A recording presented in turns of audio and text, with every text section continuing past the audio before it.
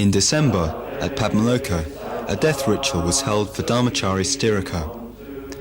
Led eloquently by Padmavajra, with a further ceremony at the crematorium led by Harsha Prabha, the event was a very positive and joyous occasion in which Sthiraka's life and qualities were celebrated in the context of heartfelt sevenfold puja. We really should be wishing that Sthiraka never loses contact with the Dharma, never loses contact with his going for refuge to the three jewels. According to Buddhist tradition, death is quite the passageway between death and rebirth, but it's a very demanding experience, to say the least. So we want to support Sthiraka through that, so that he may never be out of contact with the Dharma in the future. Sthiraka was diagnosed 3 months before his death as having terminal cancer. He was ordained in 1992 and showed in his death all the qualities he'd shown in his life: his determination, forbearance and faith. This celebration of his life and death was a fitting tribute to a remarkable man. Also in December, Dharmachari Munindra died in India. He was quite a poor man with a large family and with a job that didn't pay very much.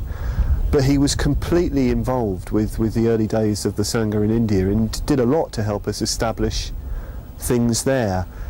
And it was always a delight to be around him, especially on retreats, because you could see that he was experiencing higher states of consciousness. You could see that he was really going deeply into the treasury of meditation.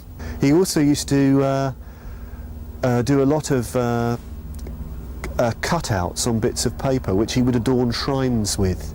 He'd do these very pretty cutouts of pieces of paper, very elaborate mandala type things. They were very, very attractive.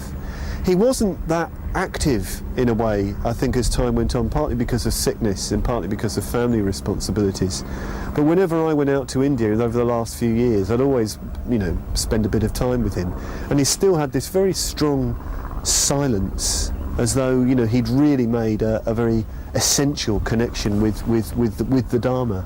I remember Lokamitra saying on one occasion that he thought, when we were starting things up, that Munindra was the only person who really understood what we were doing, because he'd really tuned into the spiritual dimension of Bhante's teaching and the spiritual dimension of the Dharma in a very direct, unmediated way. I think of him very, very fondly indeed. He made a very strong impression on me for these qualities of his silence and his meditation and his creativity and his feeling for the order.